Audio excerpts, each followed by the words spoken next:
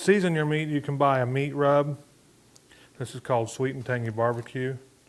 Besides putting barbecue sauce on them, you want to cook them with the curved side down. So I cover them with a meat rub first.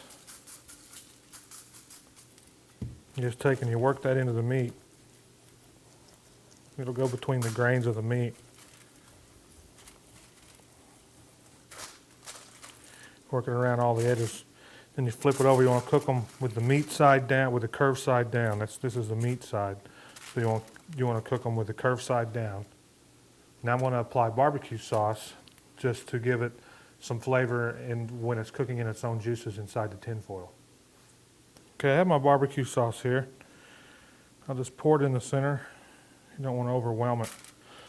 When I got my piece of tin foil, I doubled it because the bones will tend to tear the tin foil. When you wrap it up, you don't want to smash it down on there or wrap it too tight that it tears. You just want to wrap it enough and fold it over like that. You want to use a pan, a cookie sheet, or a baking pan that has edges so it'll catch any juice that is spilled that boils over out of the tin foil, or in case you poked a hole in the bottom.